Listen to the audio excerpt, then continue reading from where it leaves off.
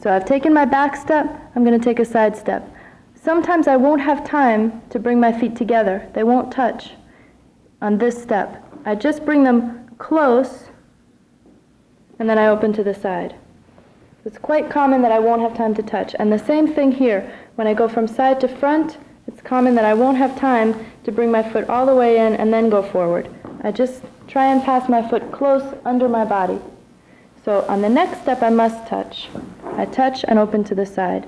Here, I touch and go to the back. Then I don't touch, and then I don't touch. We'll try going around once the other way. My forward step, I touch and take a long step. I touch and open to the side. I touch and go around to the back in a straight line. Here, I might not have time to touch, and here, I might not have time to touch. I still want to keep all my steps the same size.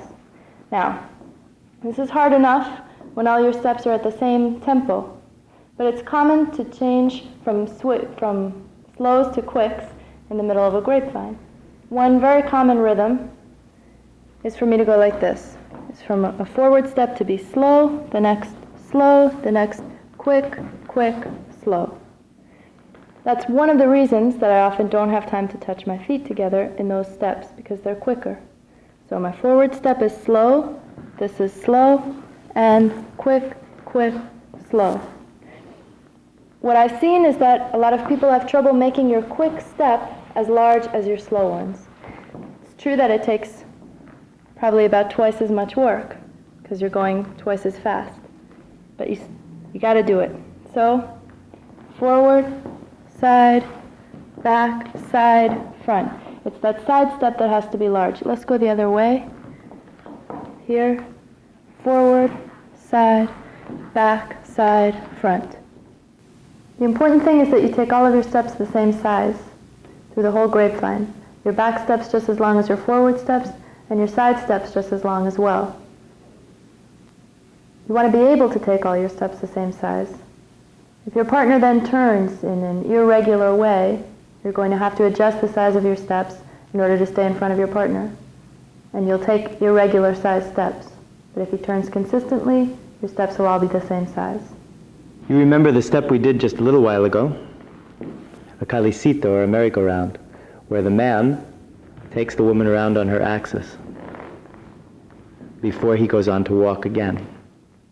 There's a little secret in this step that is reversed in the turns where the follower does a grapevine around the leader. That's very invisible and that you don't see it so well. But let's try and explain it. In a simple turn, where I lead my partner in a grapevine and I don't do very much in the middle, I can lead every step that my partner takes with no problem. As the figures become more complicated, the leader's part starts to become a part that takes place on one foot,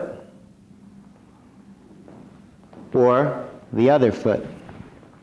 In those situations where the leader is on one foot or changing feet but balanced on one foot at a time, it would be very helpful for the lead and follow of the merry-go-round to be reversed, and for the follower to carry the leader around.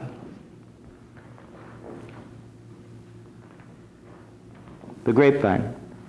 This is not so easy for followers to do, because while they are carrying the leader around in the grapevine, they still are unaware of where the end of the turn is going to come, or where the change of direction of the turn will come.